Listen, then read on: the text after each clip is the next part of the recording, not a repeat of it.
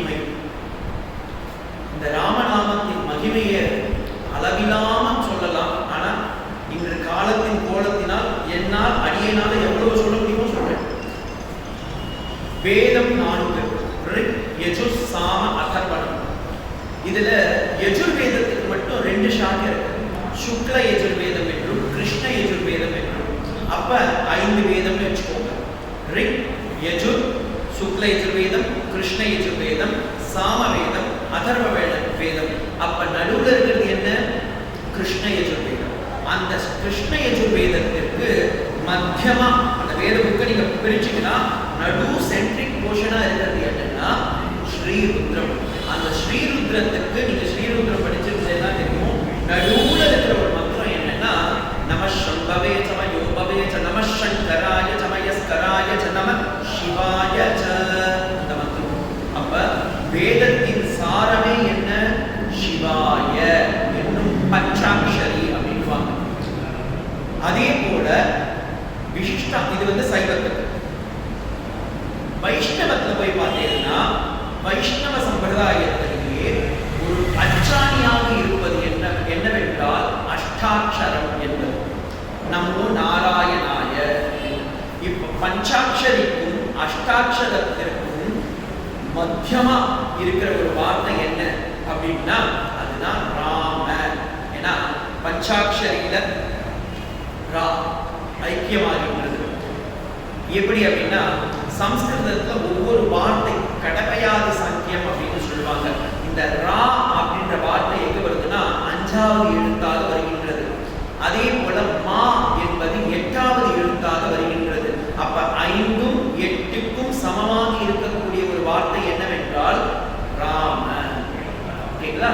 அதே போல சப்தகோடி ராமாயணம் அப்படின்னு ஒரு ராமாயணம் இருக்கு. அதாவது சதகோடி ராமாயணம்னு சொல்லுவாங்க. இந்த சதகோடி ராமாயணத்துல ஒரு சுவாரஸ்யமான விஷயம் என்னன்னா அந்த ராமாயணம் எப்படி வந்தது என்றால் அதுல ஒரு இது இருக்கு.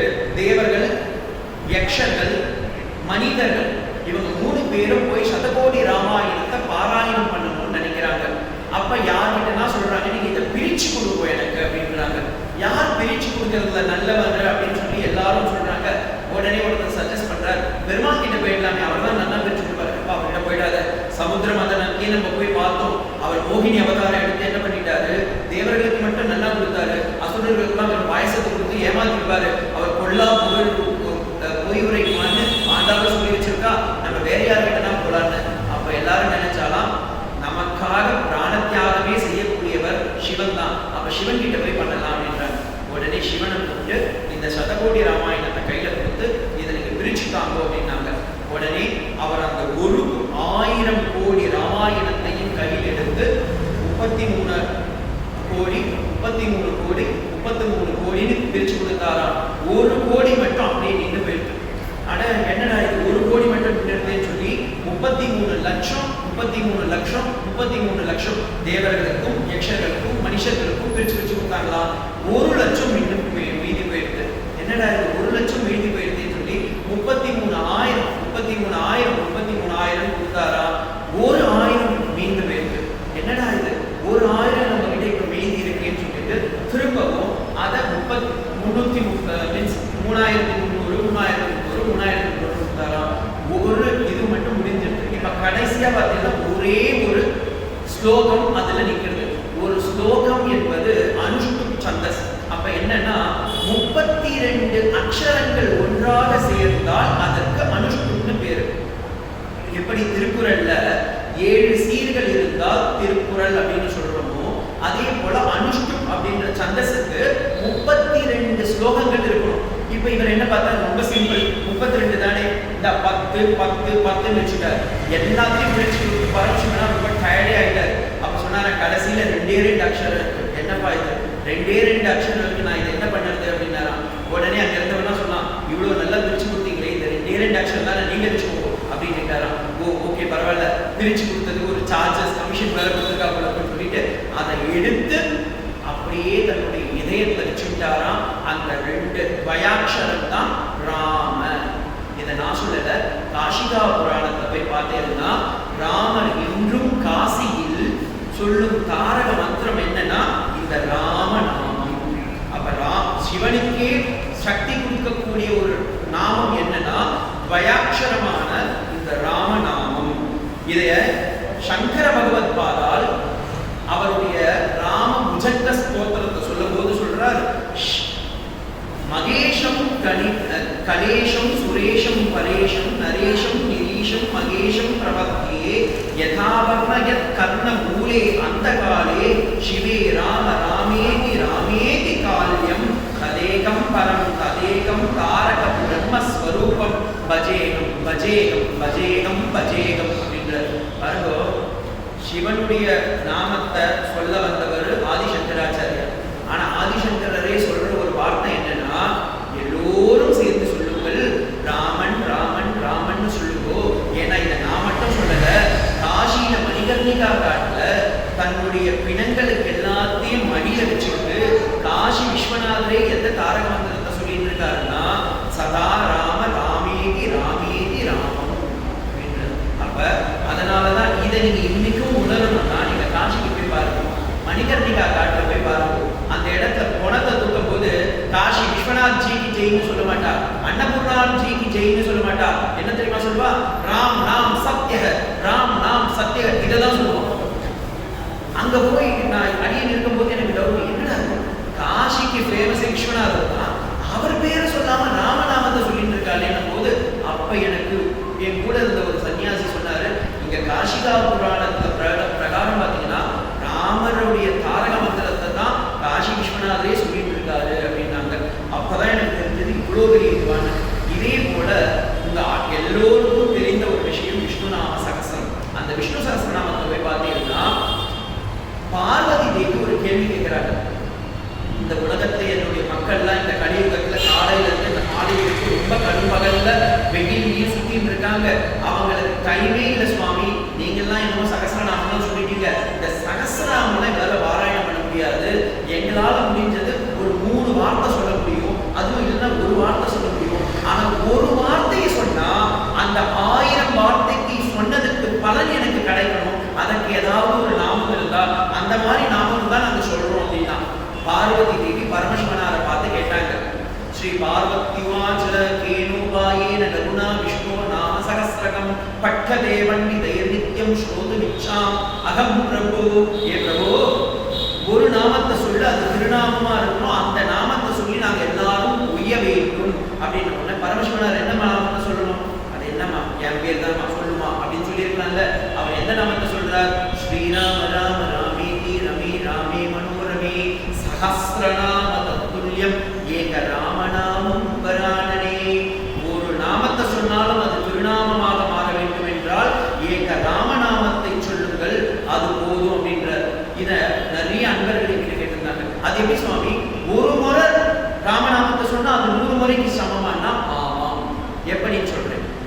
ரா அப்படிங்கிறது 5ன்னு சொல்லியிருந்தேன், இப்ப கொஞ்ச நேரத்துக்கு முன்னாடி தானே சொன்னேன். ராம் ராம் அப்படின்றது நீங்க கடமையாத சங்கியத்தை போய் பார்த்தீங்கன்னா 2ல வரும். மா அப்படின்றது 5ன்னு வரும். 5 2 எவ்வளோ? 10.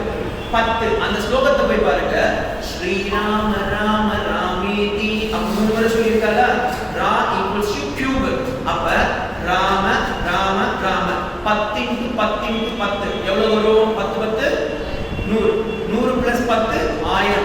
ஸோ ஒரு முறை ராமநாமத்தை சொன்னீங்கன்னா அது 1000 முறைக்கு சமம். இதெல்லாம் பரமசிவனார் சொன்னார், சகஸ்ரநாம தத்துல்யம் ஏக ராமநாம வராணனே அப்படின்னு சொல்லி இப்படி ராமனுடைய ஏத்தத்தை சொல்லிட்டே போலாம்.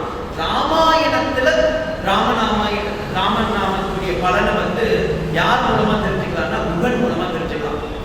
ராமாயணத்துல எப்படி இருக்குன்னா, அயோத்தியா காண்டத்துல ராமர் என்ன பண்றார், அப்படியே அயோத்தியா நகரை விட்டு ராமர் லக்ஷ்மணர் சீதாமா 3 பேரும் இக்கரையிலிருந்து அக்கரையை தாண்டுவதற்காக குகனிடம் செல்கின்றார்கள்.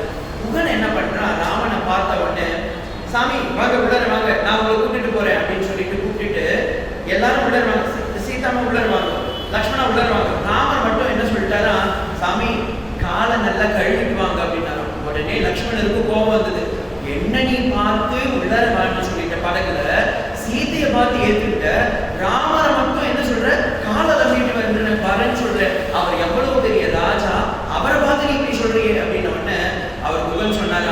இல்ல சாமி, இவருடைய சரித்திரத்தை நான் கேட்டிருந்தேன். மிதிலைக்கு போற வழியில இவர் போனாராம். இவருடைய பாத குளிக்கப்பட்டு ஒரு கல்லு பெண்ணா இருக்கு.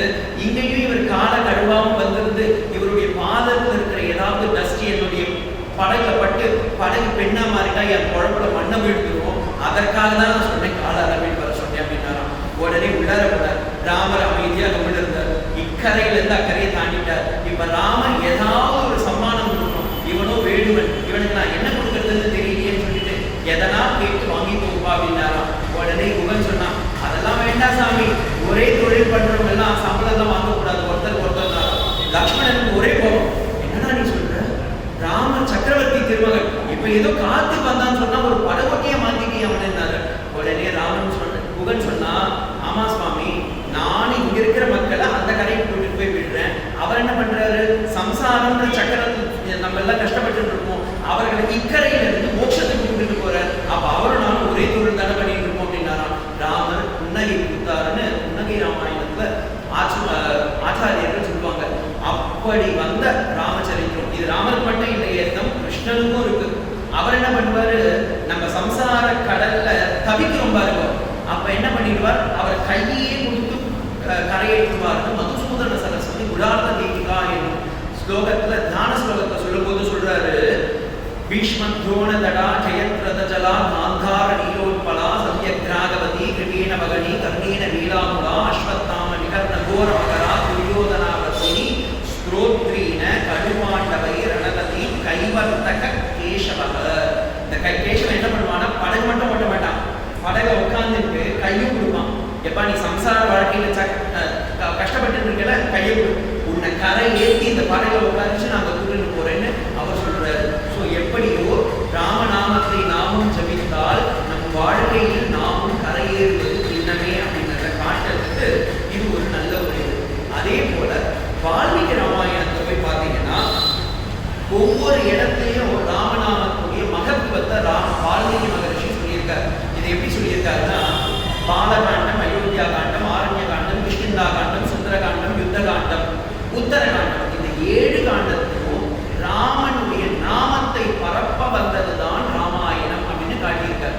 முதல்ல பார்க்கலாம் பாலகாண்டம். பாலகாண்டத்துல எங்க சுவாமி இருக்குன்னா, வால்மீகி மகரிஷியே தன்னுடைய சுய சரித்திரத்தை முதல்ல எழுதி வச்சிருக்காரு, ஆட்டோ பயோகிராபியா. என்ன, ரத்னாகரன் என்னும் திருடனாக நான் இருந்தேன், அங்கே நாரத மகரிஷி வந்தார், அவர் எனக்கு ராமன் சொல்ல கூட தெரியல, அவர் மராமரத்தை பார்த்து நீ இந்த மராமரத்தின் நாமத்தை சொல்லுன்னு சொன்னார். அதை சொல்லி சொல்லி இவர் என்ன ஆனாரு, வால்மீகி என்னும் மகரிஷியாக மாறினார். அப்ப பாலகாண்டத்துல இதை ஏன் தன்னை பத்தியே தான் சொல்லிக்கணும் அப்படின்னா, ராமநாமத்துடைய பிரபாவத்தை காட்டணும்ன்றதுக்காக வால்மீகி மகரிஷி அப்படி எழுதி வைத்தார். அதே போல அடுத்ததா பாத்தீங்கன்னா பாலகாண்டத்துக்கு அப்புறமா அயோத்தியா காண்டம். அயோத்தியா காண்டத்தையும் ராமனுடைய சிறப்பை காட்டணும். இப்ப எந்த இடத்துல அதை காட்டலாம் அப்படின்னு போது அவர் என்ன பண்ற, ஒவ்வொரு இடமா பார்த்துட்டு இருக்கார். அப்ப அந்த இடத்துல பார்க்கிற அகல்யாவுடைய இன்சிடென்ட்டை கொடுக்கிறார். விஸ்வாமித்ர மகர்ஷி காட்டகாவை கொன்று ராமனும் லக்ஷ்மணனும் மிதிலைக்கு செல்கின்றார்கள். இப்ப மிதிலைக்கு போற வழியில மிதிலைக்கு முன்னாடி இருக்கிற ஒரு கிராமம், அந்த கிராமத்துல அகல்யா என்னும் பதிவிரதைக்கு ஒரு இது கொடுக்கிறார், சாப விமோச்சனம். ஏன் அந்த அம்மாவுக்கு சாப விமோச்சனம் கொடுக்கணும்னா, கௌதமருடைய மனைவி அகல்யா தேவி, அகல்யா தேவி தான் தெரிந்து இந்திரனிடம் கலந்து விட்டால், அப்ப கௌதமர் உடனே ஒரு சாபம் கொடுக்கிறார். ராமர் பிறக்கவில்லை, ராமர் பிறப்பதற்கு முன்பே இந்த இன்சிடென்ட் நடக்கிறது. அப்ப அகல்யா தேவி சொல்றாங்க, எனக்கு சாபம் கொடுத்தீங்க, நான் தப்பு பண்ணதை நான் ஒத்துக்கிறேன், ஆனா அவர் வந்து என்னை காப்பாற்றுவார்னு சொல்றீங்க, அவர் வர வரைக்கும் நான் என்ன பண்றதுன்னா கல்லாக மாறு அப்படின்றார். அப்ப இந்த அம்மா கல்லா இருக்கிறாங்க. அப்படி இருக்கும்போது நான் என்ன டைம் பாஸ் பண்ணது சுவாமி, I have to spend my time, என்ன பண்றதுன்னா கவலை கொள்ளாதேன்னு சொல்லி கௌதம மகரிஷி ராமநாமத்தை கொடுத்துட்டு போறாரு. அந்த ராமநாமத்தை ஜபித்து ஜபித்து தான் செய்த தவறான செயலில் இருந்து முக்தியை அடைகின்றாள். அப்ப எப்படிப்பட்ட ஏழான பிறவியில் இருந்தாலும், ஏன்னா ரத்னாகரன் திருடனா இருந்தான், பெரிய மகாத்மாவா மாறி போயிட்டான். இந்த அகல்யாமா ஒரு சிறிய தவறு செய்து விட்டார்கள், ஆனா அந்த தவறை திருத்திக்கிறதுக்கும் வாழ்க்கையில நம்ம கரையேறதுக்கு ஒரு நாமம் இருக்கு, அதுதான் ராமநாமம்னு அந்த இடத்துல ராமநாமத்தை வச்சிருக்காரு. அதே போல ஆரண்ய காண்டம்,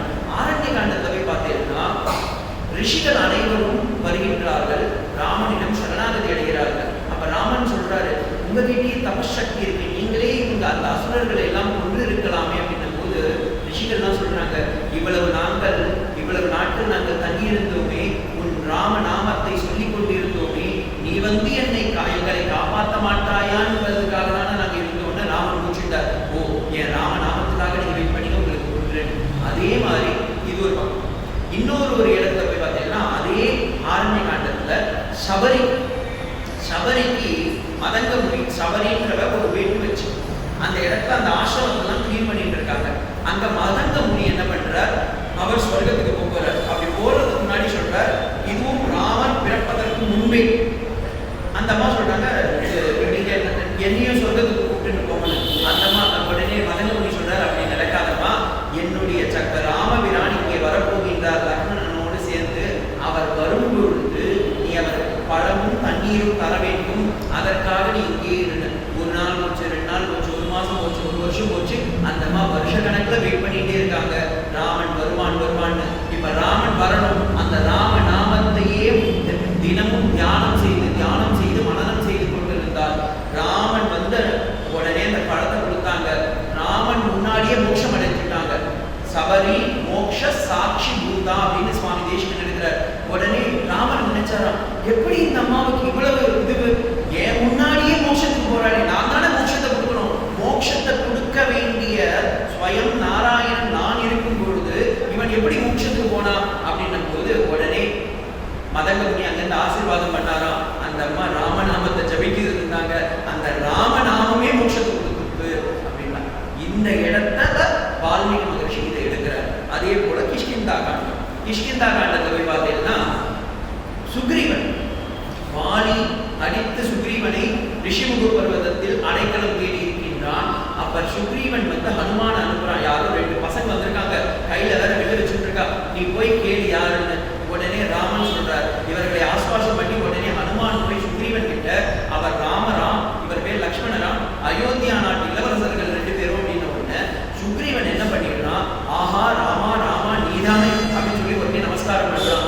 உடனே ராமர் என்ன சொல்றார், உனக்கு கிஷ்கிந்தையை மீட்டு தருவோம். இவன் கேட்கல, ஆனா ராமர் என்ன சொல்றார், உனக்கு தருவோம். எதற்காக, நீ ராமநாமத்தை ஜபித்து விட்டாய். இதை எப்படி நம்ம தெரிஞ்சுக்கலாம்னா, ராமநாமம் வாயில வரணும்னாவே நம்ம புண்ணியம் பண்ணியிருக்கணும். சுவாமி போதேந்திர சரஸ்வதினு ஒருத்தர் இருந்தார், காஞ்சியில இருந்த ஒரு பெரிய மகாத்மா. அவர் சொல்றார், அவருடைய இதுல யார் வாயில ராமா அப்படின்னு வார்த்தை வருதோ அவங்களே முற்பிறவில பெரிய பலன் பண்ணியிருப்பாங்க, இல்லைன்னா அந்த ராம நாமமே வாயில வராது அப்படின்றாங்க. அப்படியாப்பட்ட ஒரு பயனை இந்த சுக்ரீவன் பெற்றுவிட்டான். ராமநாமத்தை நீ சொன்னாயா, சொன்ன மாத்திரத்தில் உனக்கு மோட்சம், நீ கேட்கறதுனாலும் பகவத்தை தெரியும் உனக்கு கொடுப்போம் அப்படின்னு சொல்லி கிஷ்கிந்தையை மீட்டி கொடுத்தார் அப்படின்னு காரணம். அதே போல சுந்தரகாண்டத்தை இப்பதான் கொஞ்ச நேரத்துக்கு முன்னாடி சொன்னேன். சீதை ராமர் வருவார்னு அசோகவனத்துல வெயிட் பண்ணிட்டு இருக்காங்க. அப்புறமா நினைச்சாங்க, ஓஹோ ராமனும் பாரு சக்கரவர்த்தி தானே, சத்திரியன் தானே, ஒருவேளை சீதா இல்லைன்னா கீதான்னு போயிட்டாலும் என்னமோ போல இருக்கு அப்படின்னு தன்னைத்தானே அழித்துக் கொள்ள வேண்டும் என்பதற்காக சிம்சுபாலம் விருட்சத்தின் முன்பு தன்னுடைய கூந்தலை எடுத்து தூக்குமாட்டினான்னு போறாங்க. அப்ப ஹனுமான் அங்கே ராமநாமத்தை சொல்கின்றார். சுத்த பிரம்ம பராத்பரராம் காலாத்மக பரமேஸ்வரராம் அந்த ராமநாமத்துடைய சரித்திரத்தை சொல்லும் போது ராமா அப்படின்னு, அப்ப பிராண சங்கடம்னு வரும்பொழுதோ ராமநாமத்தை சொன்னா என்ன ஆகும், பிராண சங்கடம் தீரும் அப்படின்னு காட்டுறதுக்காக வால்மீகி மகரிஷி பார்த்தார், இதுதான் கரெக்டான சமயம், இந்த இடத்துல நம்ம சொல்லலாம் அப்படின்னு விபீஷணனுக்கு யுத்தகாண்டத்தில் கொடுக்கிறார். அதே போல உத்தரகாண்டத்துல ராமநாமத்துடைய பிரபாவம் இருக்கும். அது என்ன சுவாமி அப்படின்னா, ராமர் லக்ஷ்மணர் சீதை, இந்த ராமர் பரமாத்மா, சீதை ஜீவாத்மா, ராமரையும் ராமரையும் ஜீவாத்மாவான சீதையையும் இணைக்காமல் இருக்கின்றார்கள். ஏன்னா சீதாமா என்ன பண்ணிடுறாங்க, வால்மீகி ஆசிரமத்தில் இருக்காங்க, ராமரும் அயோத்தியால இருக்காரு. இவங்க 2 பேரையும் சேர்த்து வைக்கணும். வால்மீகி மகரிஷி நினைச்சார், எப்படின்னா இந்த உத்தரகாண்டத்தையும் ராமநாமத்தை பிரச்சாரம் பண்ணணும். யாரை வச்சு பிரச்சாரம் பண்றதுன்னு தெரியல. பார்த்தார், சீதைக்கு பிறந்த மகன் இருக்கின்றார்கள் லவ குஷலன், அவங்களுக்கு ராமாயணத்தை சொல்லிடலாம்னு சொல்லி ராமநாமத்தையும் ராம சரித்திரத்தையும் சொல்லி கொடுக்கிறார். இதை யாரிடத்தில் அரங்கேற்றலாம்ன்றதுக்காக அயோத்திக்கு இந்த குழந்தைகளை அனுப்பிச்சு வைக்கிறார். இப்ப ராமர் என்ன பண்ணார், நமஸ்காரம் பண்றாங்க. சரி கேட்கலாம்னு சொல்லி ராம தர்பார்ல ராமர் முன்னாடியே இந்த குழந்தைங்க ராமர் யாருன்னே தெரியாம ராமச்சரித்திரத்தை சொல்லிட்டு இருக்காங்க. அப்படி சொல்லும் போது ராமர் ரொம்ப மனமுருகி கேட்டு, இந்த குழந்தைங்க 2 பேரும் தன் குழந்தைங்களும் தெரியாது, ஐயோ ரொம்ப அழகா சொல்றீங்களே அப்படின்னு சொல்லி முடிச்சின பிறகு ராமர் சொன்னாரா, உங்களுக்கு ஏதாவது நான் சம்மானம் பண்ணணும், உங்களுக்கு என்ன பண்ணணும்னு சொல்லுங்க, நான் கொடுக்குறேன் அப்படின்னாங்க. உடனே அந்த குழந்தைங்க 2 பேரும் கேட்டாங்க, நீங்க தான் சக்கரவர்த்தி திருமகன் ராமன் நான் கேள்விப்பட்டேன், உங்களுடைய சரித்திரத்தை நான் இவ்வளோ அழகா சொன்னேன்னு எனக்கு நீங்க சம்மானம் கொடுக்குறேன், நீங்க ரொம்ப நமஸ்காரம், 9 கோடி நமஸ்காரம். ஆனா எனக்கு ஒரே ஒன்று, நான் உங்களை பார்த்துட்டேன், சீதாமாவை பார்க்கணும்னு எனக்கு ஆசை, சீதையும் ராமனையும் சேர்த்து என் கண்ணால மகிழ்ச்சியா பார்க்கணும்னு ஆசைப்படுறேன் சுவாமின்னு லவமும் குஷலாகவும் ராமநாமத்தை ஜபித்ததன் பலனாக ராமனிடத்திலேயே கேட்கிறார்கள், எங்க சீதா இருக்காங்க, அவங்களே வர சொல்லுங்க, நான் பார்த்துறேன்னு. ராமருக்கு அப்படியே கண்ணத்து நாடுதாரியா தண்ணி வருது. ஏன்னா நானும் சீதையை பிரிந்து விட்டேன், அவர் எங்கே இருக்கிறாள் எப்படி இருக்கான்னு தெரியலப்பா அப்படின்னும் போது, வைரத்தை போன குழந்தைங்க எங்கேயுமே காணுமே அப்படின்னு சீதையை தேடி வராங்க. அப்ப ராமரையும் சீதையும் உத்தரகாண்டத்துல வால்மீகி மகரிஷி என்ன பண்ணிட்டாரு, சேர்த்து வச்சு ராமநாமத்தின் பலன் அதை காமிச்சிருக்காரு. இப்படி எல்லா காண்டத்திலும் பாலகாண்டம் தொடங்கி உத்தரகாண்டம் வரைக்கும் ராமநாமத்தை பரப்பப்பட்டதுதான் இந்த ராமாயணம் அப்படின்றத அழகா சொல்றாங்க. அதே போல இதை நிறைய மகாத்மாக்களும் சொல்லியிருக்கார்கள். சைத்தன்ய மகாபிரபு தமிழ்நாட்டுக்கு வந்திருக்காரு. அவர் மேற்கு வங்காளத்துல பிறந்தவர். ஆனா தமிழ்நாட்டுக்கு வரும்போது ஸ்ரீரங்கத்துக்கு வரார். அப்படி ஸ்ரீரங்கத்துக்கு வரும்போது மற்ற இதர இவங்கள் எல்லாம் உள்ளார செய்ய மாட்டாங்க. அப்ப ரங்கமன்னார் அவர் பார்க்க வரும்போது அவர் எல்லாரும் தடுக்கிறாங்க. தடுத்துட்டு சொல்றாங்க, இல்ல இவர் விபக்தியானவர், அவரை நாம் ஏற்றுக்கொள்ளக் கூடாதுன்னு. அப்ப சைதன்ய மகாபிரபு சொல்றார், அவருடைய வச்சனாமலத்தில் இருக்கிறது, ஸ்ரீரங்கம் நான் சென்றேன், அங்கே விபக்தியை கண்டார்கள், அங்கே விபக்தியை வேண்டாம், ராமநாமம் சொல்பவர்களிடம் இருக்கும் பக்தியை மட்டும் பாருங்கள் அப்படின்னு சொல்லி வச்சதா சரித்திரம் இருக்கு. அதனால இன்னைக்கும் ஸ்ரீரங்கம் போனீங்கன்னா ராமான்னு சொன்னா போதும், இல்லையே சுவாமி அங்க இருக்கவர் ரங்கமன்னார் தானேன்னு கேட்பீங்க. உண்மையில சொன்னா ஸ்ரீரங்கத்தில் இருக்கிறது யாருன்னா ராமர் தான். ஏன்னா அந்த ராமர் கொடுத்த அவர் பரம்பரையா வழிபட்ட அந்த சாலக்கிராம திருமேனியை தான் விபீஷணன் பட்டாபிஷேகம் அன்னைக்கு எனக்கு ஏதாவது ஒரு சம்மானம் கொடுக்குன்றாரு. அதை தான் அவர் எடுத்துட்டு இங்க வர அகஸ்தியருடைய அந்த இதுல விநாயகருடைய லீலையினால அந்த சாலக்கிராமத்தை அங்கேயே வைக்க வேண்டிய இருக்கிறது. அப்பொழுதுதான் வடதிசை குடியை நோக்கி தென்திசை முகத்தை காட்டி அவர் லங்கையை பார்த்த மாதிரி ஆதிரத்து காவேரி, அதன் நடுவே ஸ்ரீரங்கம், அந்த காயத்ரி பிரணவாகார மந்திரத்துக்கு நடுவுல சுவாமி இன்றும் எழுந்திருக்கின்றார். அங்கே இருப்பது சாட்சாத் ராமபிரானே. அதனாலதான் இன்னைக்கும் போய் பார்த்தீங்கன்னா ஸ்ரீரங்கத்துல ராம சேவைக்காக ஒரு பூஜை. ரங்கமன்னாருக்கு மட்டும் பூஜை கிடையாது, ராமருக்கும் பூஜை பண்ணுவா அப்படின்னு சொல்லுவாங்க.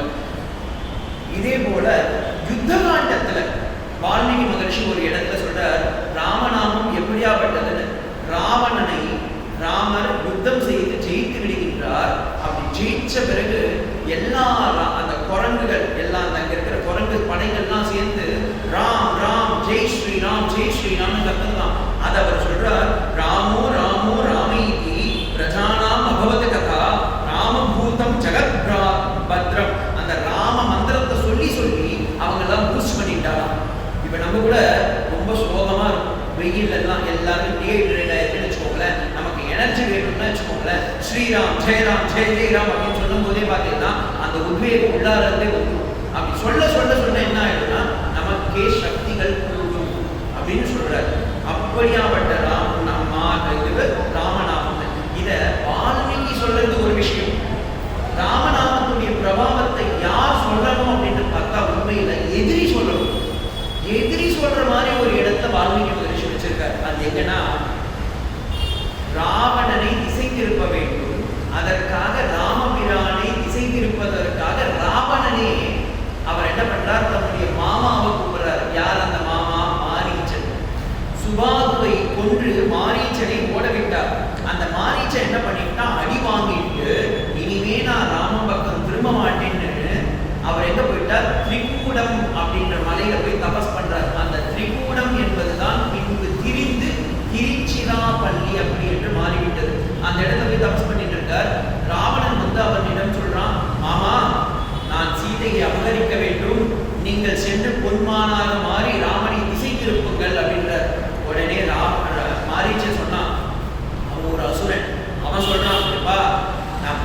வயசுலயே அவன்கிட்ட அடி வாங்கினேன். 12 வயசுல வாங்கின அடியே என்னால தாங்க முடியல. இப்ப இன்னும் கொஞ்சம் பெரியவனா இருப்பான். இப்ப அவன் என்ன அடிச்சானா என்ன மாதிரி இருக்கும்? அவர் சொல்றாரு, அந்த மாரீச்சன் சொல்றாரு, ரகாரார்கோ ராமானி ரத்னானி ரதனானிச்ச. எனக்கு ராமன் வேண்டாம், ரா அப்படின்ற வார்த்தையை சொன்னாவே பயமா இருக்கு. அந்த அளவுக்கு பீதியை கொடுத்தவன் அந்த பையன். இப்ப நீ அவன்கிட்டயே திரும்பவும் அனுப்புறியே, எனக்கு கொன்னுடுவான்டா அப்படின்றாரு. உடனே ராவணனுக்கு கோரம் வருது.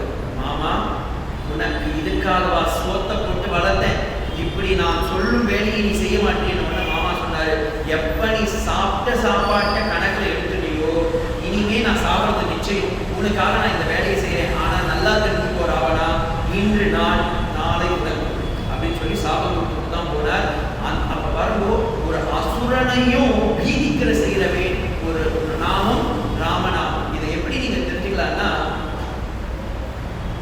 ஒவ்வொரு சாஸ்திரத்தையும் பாத்தீங்கன்னா மந்திர சாஸ்திரம்னு ஒன்று இருக்கு. மந்திர சாஸ்திரம், யந்திர சாஸ்திரம், தந்திர சாஸ்திரம்னு சொல்லுவாங்க.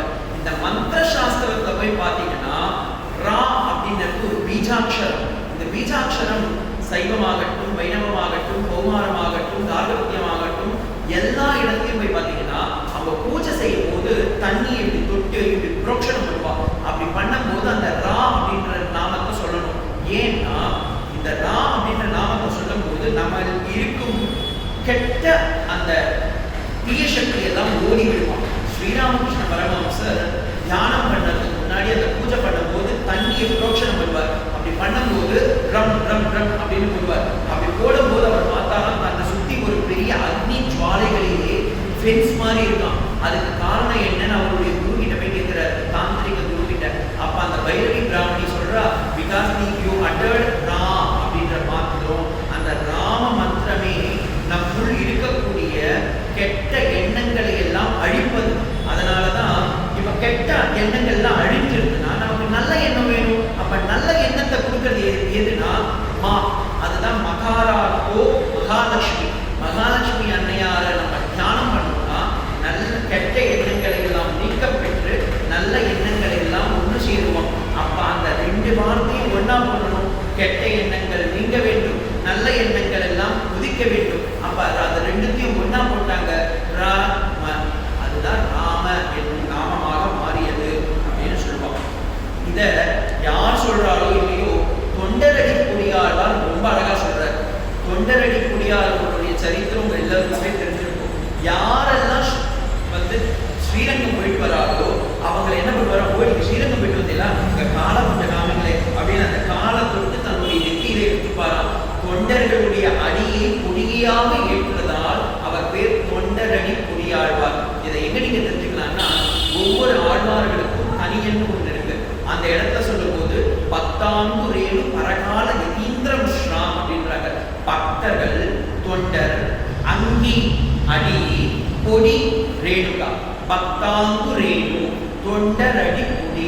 அப்படி ஆழ்வார்களில் சிறந்தவர் அடியாருக்கும் நான் ஆழ்வாரே என்று காட்டிய ஒரு உத்தமமான ஆழ்வார் பார்த்தீங்கன்னா தொண்டரடி கொடி ஆழ்வார். அவருடைய பாசுரத்துல திருமாலை அப்படின்னு ஒரு பாசுரம் இருக்கு. வைணவத்தை சொல்லும்போது சொல்லுவாங்க, திருமாலை அறியார், திருமாலையே அறியார் அப்படின்வாங்க. அந்த பாசுரத்தை சொல்லும்போது சொல்வார், காவல் இல் புலை வைத்து கலிதன்னை கடக்க பாய்ந்து நாவழிகிட்டு தருகின்றோம் நமன் கமர் தலை மீதே குணமகிழ்ந்து முதல்வே நின்னாமம் காற்று ஆவழி உடை காவாய் அரங்கமான கருணானே.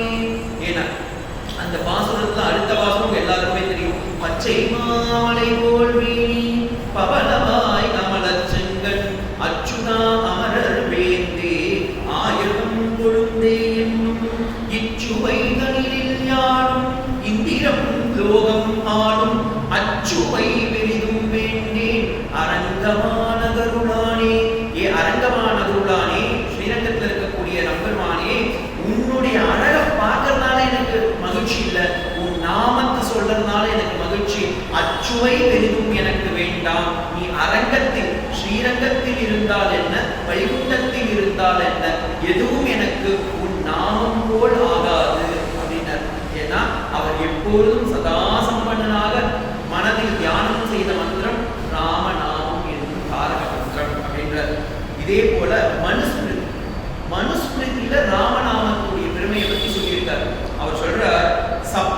சப்தகோடி மகாமந்திரா சித்த பிரமண காரணம் ஏக ஏவ பரோ மந்திரः. சப்தகோடி மந்திரம். இந்த உலகத்தை போய் பார்த்தீங்கன்னா ஸ்ரீ வைஷ்ணவத்துல ஒரு அற்புதமா ஒரு இது சொல்லுவாங்க. ஒரு நண்பர் வந்தா 10 அடி பால் 10 லிட்டர் பாலை எடுத்து வந்து கொடுத்து, சுவாமி எனக்கு நல்ல ஒரு அமுதம் கண்டு கொடுங்களேன் அப்படின்னாலும், உடனே அவர் என்ன பண்ணாங்க, அந்த 10 லிட்டர் பாலை ஒன்னா திரட்டி அப்படியே கலக்கினாங்களாம். கடைசியில ஒரு 4 ஹவருக்கு நல்லா சுண்ட காய்ச்சின பிறகு அவர் கையில ஒரு சின்ன ஒரு கிளாஸ்ல எடுத்துட்டு வந்தாராம். என்னன்னு பார்த்தா பால் பூவா. என்ன சுவாமி 10 லிட்டர் பாலை கொடுத்து இவ்வளவுக்கு தான் கொடுத்துருக்கீங்கன்னா, அதுதான்ப்பா அதை சுண்ட காய்ச்சினா இப்படி ஆயிடும். அதே போல சப்தகோடி மந்திரங்களை ஒன்றாக சேர்த்து அதை நன்றாக திரட்டினால் அதுல 2 அக்ஷரம் வெளியே வந்திருந்தான். என்ன அக்ஷரம்னு மனுஸ்மிருதியில போய் கேட்டா அவர் சொன்னார், ஏக ஏவே பரோ மந்திரः ஸ்ரீராம அக்ஷரத்வயம். ராமன்ற அந்த அக்ஷரம் 2 அக்ஷரம் தான், அது 2 திரட்டுப்பால் மாதிரி வந்திருந்தப்பா அப்படின்னாலாம். அப்படியாப்பட்ட ஒரு வைபவம் நிறைந்த மந்திரம் ராம மந்திரம் அப்படின்பா. உங்க எல்லாருக்கும் தெரிஞ்ச ஒரு கதையை சொல்றேன். திருவிளையாடல் படம் எல்லாரும் பார்த்துருக்கேன். அந்த இடத்துல கணபதியும் பெருமாள் இவர் முருகனும் பழத்துக்காக சேலத்துல இருந்து நாரதர் ஒரு பழத்தை எடுத்து போய் கொடுத்துட்டார். அதை எடுத்துட்டு யார் இந்த ஞான பழத்தை சாப்பிடுவாங்கன்னு சொல்லி உடனே ஊரெல்லாம் சுத்தி வந்தாரு. கடைசியில விநாயகர் தான் வின் பண்ணாருன்னு எல்லாருக்கும் தெரியும். இதே போல சிவபுராணத்தில் சிவனின் மகிமையை உணர வைப்பதற்காக இன்னொரு லீலை இருக்கு. அது நிறைய பேருக்கு தெரிஞ்சிருக்க சான்ஸே கிடையாது. அதையும் சொல்றேன். சிவன் கைலாயத்தில் தியானம் செய்து கொண்டிருக்கும் போது ஒரு சமயம் என்ன ஆயிட்டா, எல்லா பூதகணங்களும், ஏன்னா கைலாயத்தில் பூதகணங்கள் தான் ஜாஸ்தியா இருக்கும், பூதகணங்கள்லாம் ஒரே அட்டகாசம் பண்ணலாம். சிவனால தியானமே பண்ண முடியல. என்னடா ஒரே டிஸ்டர்பன்ஸ் ஆகி எப்படி கேட்டு இருப்பாரு, ஏதோ சத்தம்லாம். அது மாதிரி கைலாயத்தை சத்தம் கேட்டு இருக்கு. சிவன் நினைச்சாரு, இந்த பூதகணங்களுக்கெல்லாம் ஒரு லீடரை போடலாம். இந்த வாத்தியார்கள்லாம் பண்ணுவாங்க, கிளாஸ்ல பசங்க எப்ப பார்த்தாலும் பேசிக்கிட்டே இருந்தான்னு வச்சுக்கோங்களேன், யாருப்பா லீடர் இங்க இல்ல, யார் பேசுறான்னு புடிச்சு விடு அப்படின்வா. உடனே எல்லா குழந்தைகளும் அமைதியா மாறிடுவாங்க. இதே மாதிரி இப்ப சிவன் நினைச்சார், கைலாயத்தை எல்லா பூதகணங்களும் சட்டம் போட்டுட்டே இருக்கு, இப்ப ஏதாவது ஒரு பண்ணணும், யாருன்னா ஒருத்தனை தலைவனா தேர்ந்தெடுக்கணும், எங்க எலெக்ஷன் வைக்கலாம், அங்கேயும் ஒரு எலெக்ஷன் வச்சுட்டார். 2 ரெப்ரசன்டேட்டிவ் கொடுத்தார். முருகனும் வந்தான், விநாயகனும் வந்தான். இந்த மொத்த கணங்களுக்கும் பூதகணங்களுக்கும் யார் தலைவனாக முடியும் அப்படின்றதுக்காக சிவன் என்ன சொன்னார், நீங்க 2 பேரையும் இந்த உலகத்திலேயே உத்தமமான ஒரு வஸ்து இருக்கு, அந்த வஸ்துவோடைய பேரை சொல்லி சுத்தி வாங்க, நான் உங்களுக்கு கொடுத்துறேன்னாரு. முருகன் நினைச்சார், போயிட்டு வரேன், நான் போய் எல்லாருக்கும் போய் கேட்டுட்டு வரேன், கிளம்பிட்டாரு. விநாயகர் என்ன பண்ணாரு, ஐயோ இது என் மாமாவுடைய நம்பருக்கு பேர் தானே அப்படின்னு சொல்லி ராமன் எழுதி வச்சுட்டு ஒரு துளசியில 2 முறை சுத்தி வந்துட்டாராம். சுத்தி வந்து, அப்பா நான் சொன்னது கரெக்ட் தானே, சத்தியம் சத்தியம் புனசத்தியம், ஏன்னா நானே அந்த நாமத்தை தான் சொல்லிட்டு இருக்கும் போது நீயும் அந்த நாமத்தை தானே சொல்லியிருக்க, அதனால உனக்கு இந்த கணங்களுக்கெல்லாம் பதியாக உன்னை மாற்றுகின்றேன்னு அவரை கணபதியா மாத்தனதே ராமநாமம் தான். இது நிறைய பேருக்கு தெரியறதுக்கு சான்ஸே இல்லை. அதே மாதிரி ராமநாமத்துடைய வைபவத்தை நீங்க எப்படிலாம் பார்க்கலாம்னா, தசரதன் குழந்தை இல்லாம இருந்தான், எனக்கு குழந்தை வேண்டும் வேண்டும்னு வரம் கேட்கும் போதெல்லாம் ராமநாமத்தை ஜபித்ததன் பலனாய் அவனுக்கு புத்திரபாகியம் வந்து ராமனே வந்தான். அதே போல பரதன் எல்லா பாரத்தையும் வாழ்க்கையில தாங்கிட்டு இருக்கும் போது ராமனை சித்திரகூடத்தில் கண்டு, ராமா உன் பாதமே எனக்கு சரணம் அப்படின்னு ராமனிடம் சரணாகதி அடைந்தான். அதற்கு ராமன் கொடுத்தது என்னன்னா, என்னை காட்டிலும் ஒரு உயர்ந்த வஸ்து இருக்கு, அதை நான் உனக்கு கொடுக்குறேன்பான்னு சொல்லி கொடுத்தார். அதுதான் ராம பாதுகை. அந்த பாதுகைக்கு இருந்த பிரபாவம் எப்படின்னு நேத்தே நான் சொல்லியிருந்தேன். 14 வருடங்கள் பாதுகாதேவி இந்த உலகத்திலேயே முதல் ஆண்ட பெண் அப்படின்னா பாதுகை தான். ஏன்னா பாதுகான்றது சம்ஸ்கிருதத்துல பெண், ஸ்ரீலிங்கம். உலகத்திலேயே முதலில் ஆண்ட பெண் சக்கரவர்த்தி அப்படின்னா பாதுகாதேவி. 14 வருடம் வாழ்ந்த அந்த ஆண்ட பாதுகை ராஜ்யத்தில் பொக்கிஷம் பல மடங்காக பெருகியது.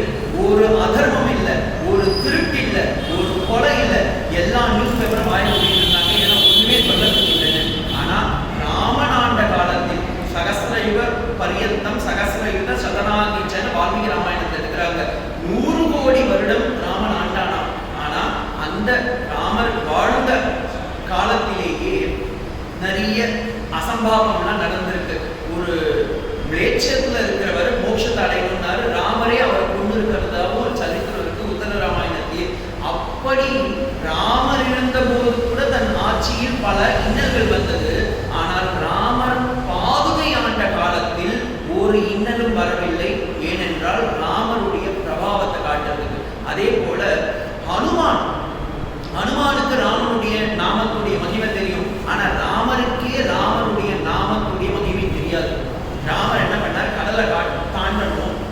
தாண்டறது, யாரை கூப்பிடலாம் அப்படின்னு நினைச்சிட்டு சமுத்திரராஜனை வேண்டி 3 நாட்கள் விரதம் இருந்தாராம். ராமர் நினைச்சார் சமுத்திரராஜன் வருவான் வருவான் வருவான்னு, வர மாதிரியே இல்லை.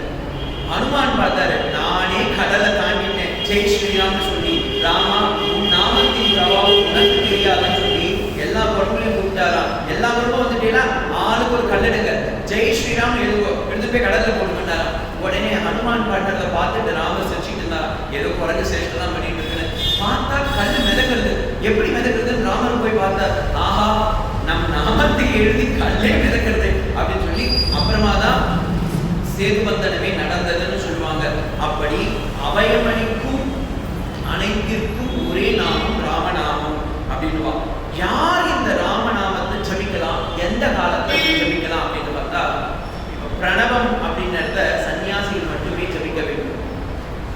சைவத்துல இருக்கிறவங்க பஞ்சாட்சரத்தை ஜபிக்கலாம்.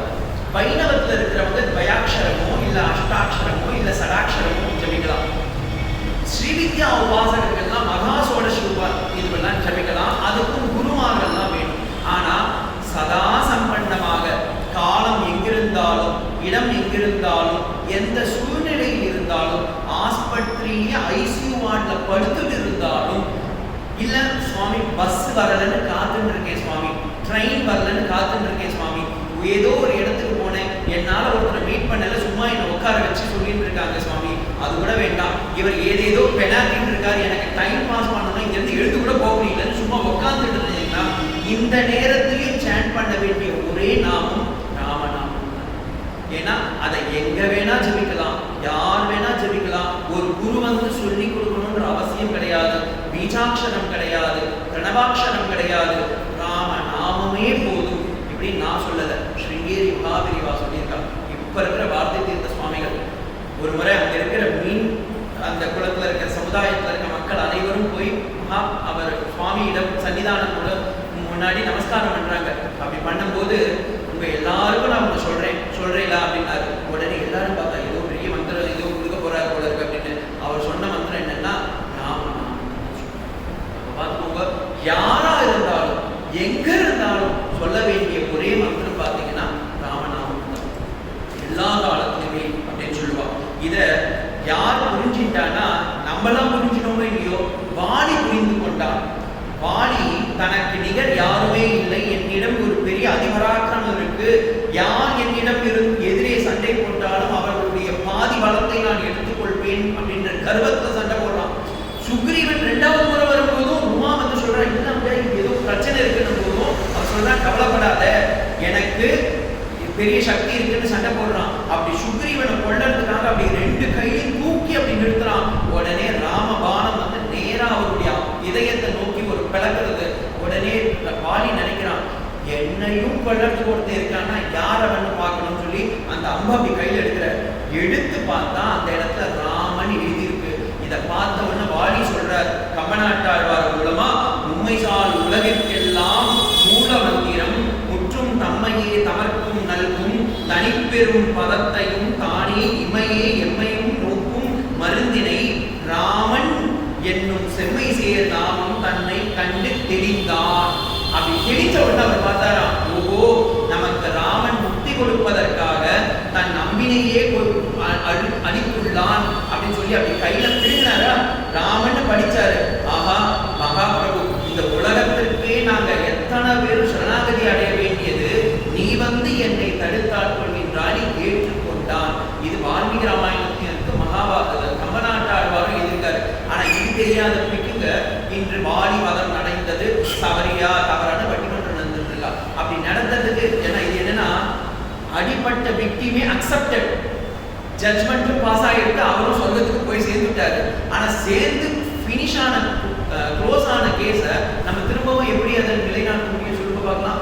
அப்ப வாலியை ஏற்றுக்கொண்டு அவன் என்ன பண்றான், தன் மகன் அங்கதன கிட்ட சொல்றான், அங்கதா நீ சுக்ரீவனிடம் இனிமே சுக்ரீவன் தான் உனக்கு தந்தை, நீ சென்று ராம கைங்கரியத்தில் ஈடுபடு அப்படின்னு சொல்றான். அப்ப ராமருடைய பிரபாவத்தை தெரியாமலா வாலி ஏற்றுக்கொண்டான்? இல்ல தான் இறக்கிறதுக்கு முன்னாடி அடுத்ததா அங்கதனையும் போய் ராமர்கிட்டே விடுவாரா? அப்ப என்ன அர்த்தம், ராமநாமத்தின் பிரபாவத்தை வாலி நன்கு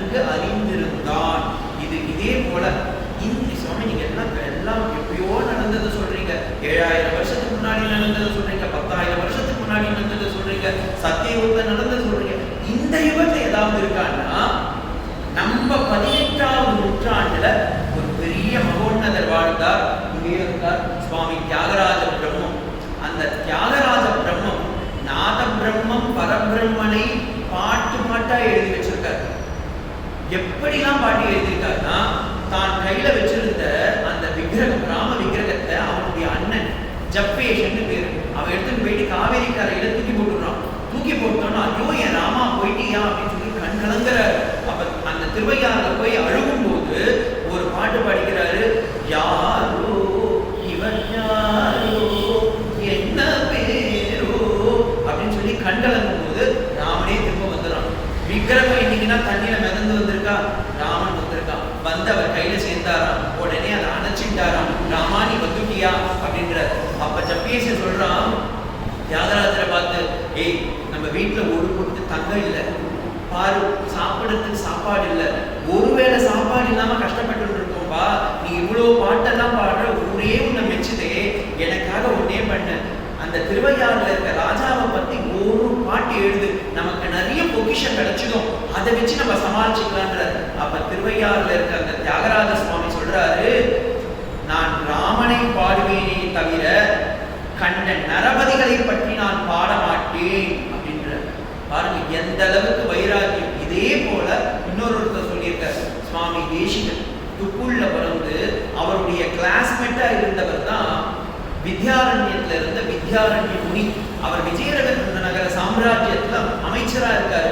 அவர் சொல்றாரு, தேசிகா நீ எவ்வளவு மகோன்னதமானவன், தமிழ் தெரியும், மணிப்பிரபாவம் தெரியும், சம்ஸ்கிருதம் தெரியும், தெலுங்கு தெரியும், கன்னடா தெரியும், இவ்வளவு தெரிஞ்சு இவ்வளவு காவியங்கள், நாடகம், அலங்காரம்லாம் எழுதி வச்சிருக்கியே, எனக்காக வா, என்னுடைய விஜயநகரம் ராஜாவை பத்தி ஒரு பாட்டு எழுது, உனக்கு நான் புவியிலே கொடுக்குறேன் அப்படின்ற.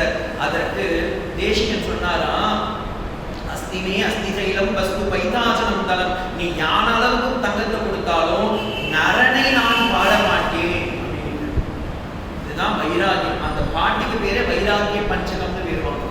அப்படி இந்த தியாகராஜன் சொல்றாரு, என் ராமனை பாடிய வாயால் கண்ட நரபதிகளை பற்றி நான் பாட மாட்டேன்னு அப்படி சொன்னதுக்கு அடுத்த இடத்துல இன்னொன்று பண்றாரு. அவர் ஒரு அன்பர் தியாகராஜனை பார்க்கறதுக்கு திருவையாறுல இருந்து வர, திருவையாறுக்கு வந்து கேட்கிற, சுவாமி உங்க பேரு என்ன அப்படின்றார். அவர் சொல்றாரு, என் பேரு தியாகராஜன், இங்க இருக்கவங்க எல்லாம் கொடுக்குறாங்க பாடி. நான் அயோத்தியாவுக்கு சென்றிருந்தேன்.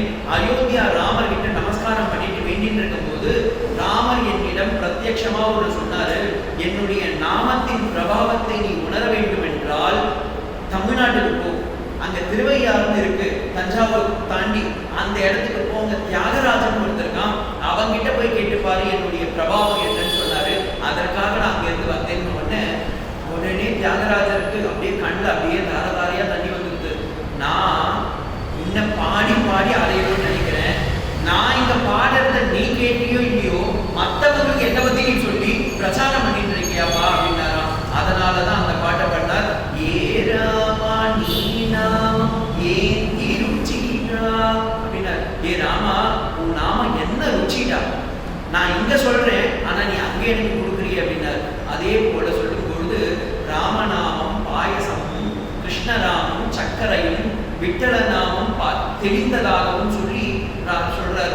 எப்படி ராமநாமத்தை பருகணும் அப்படின்னா, அதை சொல்லும் போது சொல்லுவாங்க, பிபரே ராமரசம். ராமம் அப்படின்றது ஒரு ரசமா, நம்ம ஆத்துல வைக்கிறாங்க அந்த ரசம் கிடையாது, இது அமிர்தமான ரசம்.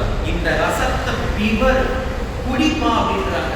இன்னொரு இடத்துல சொல்லும் போது சொல்றாங்க, ராம நாமத்தை எப்படி படிக்கணும்னா, சுகாச்சாரியர் சொல்றாரு பாருங்க, சுகாச்சாரியர் பாகவதத்தை சொல்லும் போது சொல்றாரு, பிபத பாகவதம் ஊரகோ ரசிகா புகிமா அப்படின்ற. எல்லாரும் பாகவதத்தை என்ன பண்ணுறது, கரைச்சி குடிச்சு கொடுக்கும் அப்படின்ற. கரைச்சி குடிச்சுன்னா லிட்டரரி இல்லை, அந்த மந்திரத்தை அப்படியே வாயில சொல்லி இதயத்துல அப்படியே உணர விடுவோம் அப்படின்ற. அதே போல இவர் சொல்லும் போது சொல்ற, ராமநாமம் சர்க்கரையும், அந்த பாயசம் தித்திக்கிறதுக்கு காரணமே என்ன, சக்கரை. அதே போல நம் வாழ்க்கை தித்திக்க வேண்டும் என்றால் ராமநாமத்தை நாம் சொல்ல வேண்டும் அப்படின்னு. இப்ப நம்ம எங்கேயோ தியாகராஜர் கூட ஒரு 300 வருஷம் முன்னாடி சுவாமி, இப்ப ஒரு 100 வருஷத்துக்கு முன்னாடி பாத்தீங்கன்னா ஒரு அன்பர் இருந்தார். ஹைதராபாத்ல முஸ்லீம் சாம்ராஜ்யம். அந்த முஸ்லீம் சாம்ராஜ்யத்துல எல்லாம் எங்கெங்கெல்லாம் கோவில் எல்லாம் இருக்கின்றதோ அத்தனையும் துவம்சம் பண்ணிட்டு வந்துட்டு இருக்காங்க. அந்த காலகட்டத்துல ஒரு அர்ச்சகர், ஒரு கோவில்ல இருக்கிற ஒரு அர்ச்சகர், அவர் என்ன பண்றார், ராமனை நினைச்சு நினைச்சு நினைச்சு பாசுரம் எல்லாம் பாடி அவர் என்ன பண்றார், ராம கைங்கரியத்துக்கு ஏதாவது பண்ணணும், அந்த கோவில்ல இருக்கிற சீதாம்மாவுக்கு ஒரு பொட்டு நகை இல்லையேன்னு சொல்லி தான் சேர்த்து சேகரித்த காசெல்லாம் செலவு செய்யாம சீதைக்கு ஆபரணம் வாங்கி போடுறாங்க. இதை பார்த்த முகலாயர்கள்லாம் என்ன பண்ணிட்டாங்க, இந்த கோவிலில் இருக்கக்கூடிய செல்வத்தை எல்லாம் அபகரிக்கணும்ன்றதுக்காக அவரை கூட்டி எடுத்துட்டு வராங்க.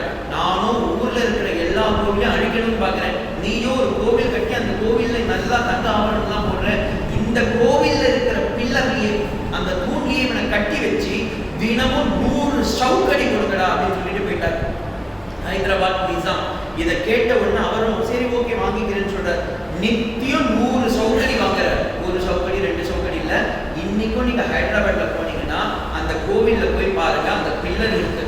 அந்த பில்லர்ல அவர் அடி வாங்கி கீழே ரத்தம் தோன்றி காஞ்சி போயிருக்கும். அந்த இடத்துல அவர் 100 சவுக்கடியை வாங்கிட்டு ராமரை பத்தி பாடுறார். ஒரு நாள் போது, 2 நாள் போது, இது மாதிரி 14 வருடங்கள் போது.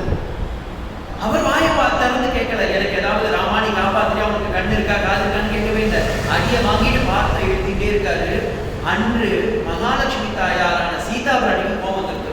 என்னடா நீங்க பண்ணிட்டு இருக்கீங்க, உங்க குழந்தை ஒரு நாள் 2 நாள் இல்ல 14 வருஷம் சவுக்கடி வாங்கிட்டு இருக்கான், நீங்களும் அமைதியா கேட்டுட்டு இருக்கீங்க அப்படின்னு ராமர் சொன்னாரா, இவன் எவ்வளவு அழகா கம்போஸ் பண்றான், அந்த பாட்டுல மயங்கிட்டேன்டி, அதனாலதான் இவ்வளவு நாள் இருக்கு, சரி ஓகே என்ன பண்ணணும், உங்க குழந்தைய போய் காப்பாத்தணும் அப்படின்னா உடனே ராமரும் லக்ஷ்மணரும் அன்று இரவே ஹைதராபாத் நிஜாமுடைய வீட்டுக்கு போயிட்டாங்க. போய் நான் இப்ப என்ன பண்ணணும் அப்படின்னு கேட்டாங்க. உடனே அவர் ஹைதராபாத் நிஜாம் கேட்டாரா, யாருப்பா இந்த நேரத்தில் வந்திருக்கிறது, சுவாமி ராம்ஜி லக்ஷ்மண்ஜின்னு 2 பேர் வந்திருக்காங்க, உங்களை பார்க்கணும்னு சொல்றாங்களா. அவர் சொன்னாரு, என்னுடைய அன்பர் ஒருத்தரை நீங்க கைது செஞ்சு வச்சிருக்கீங்க, அவரை விடுவிக்கணும்னா நீங்க என்ன கொடுத்தால் விடுவிப்பீங்க அப்படின்னா, தங்கம் கூட விடுவிச்சுடுறேன் அப்படின்னா. உடனே தங்கம் கொடுக்குறேன், எவ்வளவு தங்கம் வேணும், எவ்வளவு வேணா கொடுக்குறேன். தன் இடத்தில் இருந்த அத்தான செல்வத்தையும் கட்டி மூட்டை கட்டி கையில் கொடுத்தாரா, நாங்க எடுத்து போகிறேன். இப்ப ஹைதராபாத் நிஜாம் சொன்னா ஓகே நாளைக்கு நான் விடுவிச்சுடுறேன், இப்ப இந்த நேரம் இப்ப என்ன விடுவிக்கணும் அவனை அப்படின்னாங்க.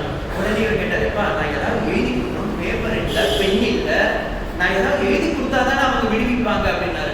சரி ஓகேன்னு ராமன் என்ன பண்ணா, தன்னுடைய உத்தரியத்தையே கொடுத்தான். பட்டு பீதாம்பரம் போய்ந்த அந்த உத்தரையை கையில எடுத்து கொடுத்தான். இதுல எழுது.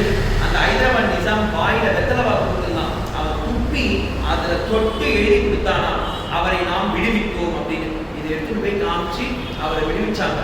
உடனே அவர் கேட்டார், யார் வந்து விடுவிச்சது, யாரோ ராம்ஜி லக்ஷ்மண்ஜி 2 பேர் வந்திருந்தா, சொந்தக்காரங்கன்னு சொன்னாங்க, அவங்க தான் இவங்களை விடுவிச்சாங்க, நீங்க கடமை. எனக்கு அப்படி யாரும் இல்லைங்க, யாரோ தப்பா வந்திருக்காங்க போல. இல்லைங்க, உங்களை தான் விடுவிக்க சொன்னாங்க, போங்கன்னார். திரும்பவும் அந்த கோயில போய் பார்க்கிறார், ராமனுடைய கையில இருந்த அந்த உத்தரியத்துல அது எழுதியிருக்கு, உன்னை விடுவிக்கும். யாரு, ஹைதராபாத் நிசாம் எழுதி வைத்து. அப்பா அவருக்கு தோணித்தான், சாக்ஷாத் ராமபிரானே நீயே வந்து என்னை காக்க வேண்டுமா, இனிமே நான் செய்யறது எதுவுமே கிடையாது, உனக்கு நான் அடிமை அப்படின்னு தான் பேரையே மாற்றிட்டு ராமனுக்கு இனிமேல் என் வாழ்க்கை தாசனாக மாறட்டும்னு சொல்லி ராமதாசனாக மாறினார். அவர் தான் பத்ராச்சலம் ராமதாச சுவாமி. பார்த்துக்கோங்க, ராமன் இப்ப இந்த காலத்துல அதை காட்டிலும் கொடுமை. நம்ம செங்கல்பட்டு அதுக்கு பக்கத்துல போய் பார்த்தீங்கன்னா, செங்கல்பட்டு நீங்க பஸ்லயோ ட்ரெயின்லயோ போகும்போதே பார்த்தீங்கன்னா தெரியும், செங்கல்பட்டுல ஒரு பெரிய ஏரி இருக்கு. அந்த ஏரி ஃபுல்லா தண்ணி ரொம்ப இருக்கு. அந்த தண்ணி ரொம்ப அப்படி வடியும் பொழுது எல்லா மக்களுக்கும், அப்போ பிரிட்டிஷ் ஆங்கிலேயருடைய ஆட்சி, அப்ப அவர் இருக்கிற ஹேஸ்டன் பிரபு ஒருத்தர் இருக்கார். அவர் சொல்றாரு, இந்த ஊர் மக்கள் எல்லாம் செத்து போயிட போறாங்க, நமக்கு அடிமைக்கு கிடைக்காம போயிடுவாங்க, அதனால அத்தனை பேரும் மழை கொட்ட பொழுது எல்லாரையும் காத்து ரட்சிக்கணும்ன்றதுக்காக எல்லாரையும் வெக்கேட் பண்ணிட்டு போக சொல்றாங்க. அந்த ஊர் மக்கள் எல்லாம் சொல்றாங்க, கவலை கொள்ளாதீர்கள், எங்க ராமபிரான் அங்கே இருக்கின்றான் அப்படின்றாங்க. இன்னைக்கும் நீங்க செங்கல்பட்டு ஏரியில போய் பார்த்தீங்கன்னா ஏரி காத்த ராமர்னு இருக்கு. அந்த ஏரி காத்த ராமர், இது வந்து ஏன் இவ்வளவு தெளிவா சொல்றேன்னா, ஆர்கியாலஜி சர்வே இப்ப லேட்டஸ்டா ஒரு 2 மாசத்துக்கு முன்னாடி ஒரு அறிக்கை சொன்னாங்க, அந்த கோவில்ல ஒரு கல்வெட்டு இருக்கு. ராமர் அயோத்தியால அந்த காலத்துல இப்ப இன்னைக்கு நேற்று இல்ல, சத்தியயுகத்தில் அவர்கள் கோவில் கட்டும் பொழுது இங்க இருந்து கண்டு போச்சுன்னு பிரமாணம் அங்க இருக்கு அந்த கோவில்ல. அப்படியாப்பட்ட அந்த கோவில், அந்த ஏரி காத்த ராமர்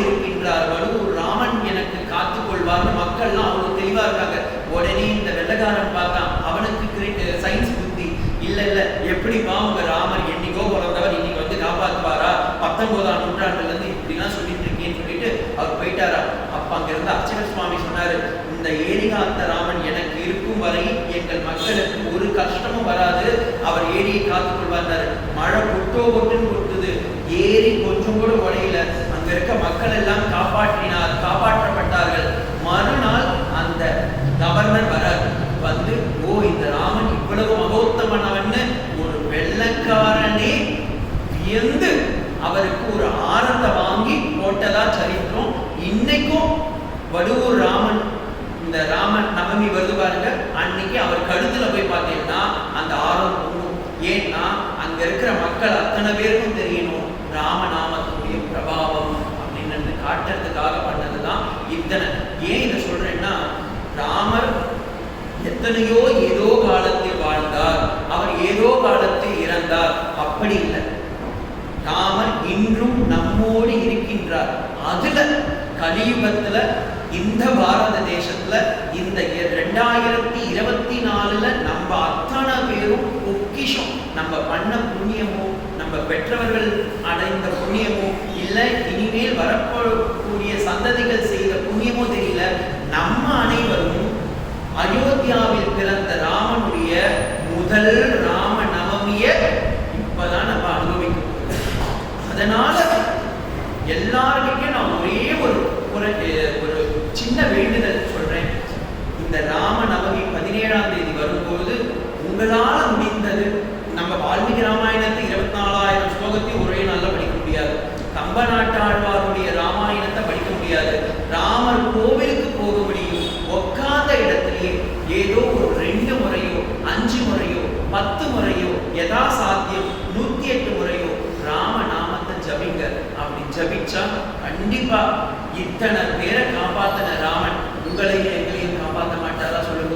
எத்தனை உபன்யாசகர்கள் ராமநாமத்தோடைய சரித்திரத்தை சொல்லி எவ்வளவு பெரிய வீடெல்லாம் கட்டியிருக்காங்க. ஆனா அந்த பகவோன்னதனுக்கு இப்பொழுதுதான் நமக்கு ஒரு கோவிலே வந்திருக்கின்றது. அந்த ராமனுடைய கைங்கரியத்துல நம்மால முடிஞ்சது ஒரு ராம நாமத்தை நம்ம சொல்லணும். அதற்காகத்தான் இத்தனை ஏற்பாடு. அதை விட ஒரு பெரிய இது என்னன்னா, இந்த வாய்ப்பை எனக்கு இந்த புல்லுக்கும் சமமானவன்னு ராமானுஜர் சொல்லிட்டார். அவரே புல்லுக்குன்னு சொல்லும் போது நான் ஒண்ணுமே கிடையாது அடியேன். அந்த மாதிரி இருக்கிற ஒரு நபரை கூப்பிட்டு இந்த ராமநாமம் என்னும் வேள்வியை 4 நாட்களாக நடத்தி வைத்த சொல்லியிருந்தார்கள். நானும் நடத்துறதுக்கு ரெடி. அவரும் சொல்லிட்டாங்க. அவர் சொல்லிட்டாருன்றதுக்காக நானும் பேசலாம். ஆனா பேசினாலும் கேட்கறதுக்கு இத்தனை பேர் வரணும்ல. இத்தனை மக்களும் வந்து இந்த ராமநாமம் என்னும் யஜ்ஞத்தை பூர்த்தி செய்து கொடுத்ததற்கு பகவானுக்கும் நமஸ்காரம். உங்க அத்தனை பேருக்கும் பல்லாண்டு பாடி உங்கள் அத்தனை பேருக்கும் ராமன், லக்ஷ்மணன், பரதன், சத்ருக்னன் எல்லாம் வல்ல அனுமானுடைய கட்டாட்சம் உங்களுக்கும் உங்கள் அத்தனை பேருக்கும் வந்து எல்லோரும் மனதிடத்தோடு ஆயுள் ஆரோக்கியத்தோடு இருந்து எல்லோரும் ராமனின் திருவடியை சரணாகதி அடைய வேண்டும் பிரார்த்திக்கிறேன். எல்லோரும் சேர்ந்து சொல்லுவோம். ஸ்ரீராம ராம ராமேதி ரமே ராமே மனோரமே சஹஸ்ரநாம தத்துல்யம் ராம நாம வராணனே.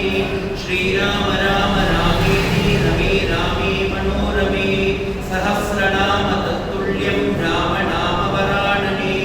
ஸ்ரீராம ராம ராமேதி ரமே ராமே மனோரமே சஹஸ்ரநாம தத்துல்யம் ராம நாம வராணனே. ராமநாம வராணன ஓம் நம இதி. ஜானகீகாந்த ஸ்மரண